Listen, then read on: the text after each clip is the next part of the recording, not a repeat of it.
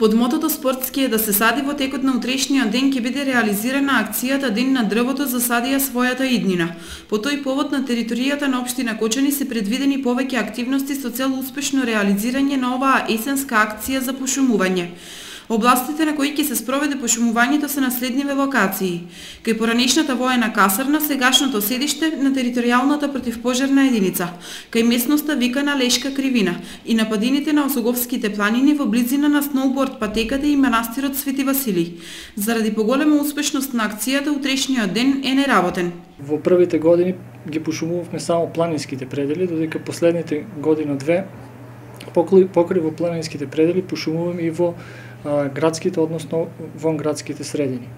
Така и оваа година локации кои што се планирани за пошумување со денот на дрвото е Касарскиот двор во поранешната касарна и местото околу Лешката кривина, кој што го знаат сите граѓани. Значи, овие акции се планира да се засадат садници од црнбор и чемпрес. Потоа ќе имаме некои садници од јасен и јавор.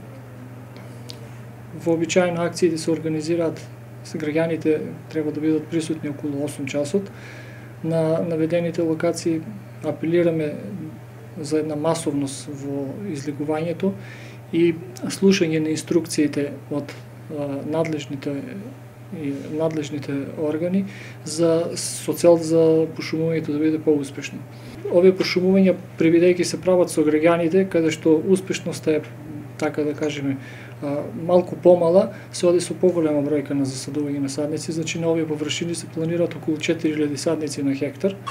Значи тоа се садници од значи всушност во Касарскиот круг се планира засадување со 2 до 3000 садници на чемпрес и околу 1500 садници на црнбор, малку садници од јасен и јавор.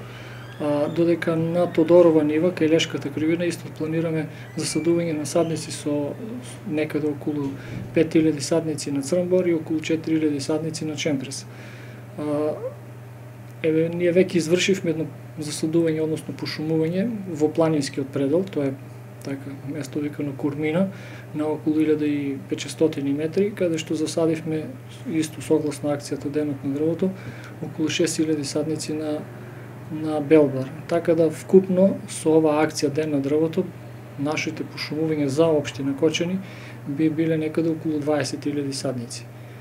Треба да го споменеме дека подружницата има и истурено оделение во Пробиштеп, каде што и таму ќе се засадат околу 15.000 садници, така да вкупната бројка од 35.000 садници ќе биде сосем доволна и во една норма која што ќе допринесеме за зголемување на површините под шум.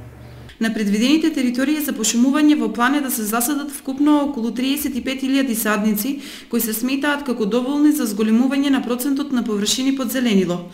Акцијата Ден на дрвото е поддржана и од локалната самоуправа на општина Кочани, чиј состав ќе присуствува на почетокот од акцијата во кругот на територијалната противпожарна единица.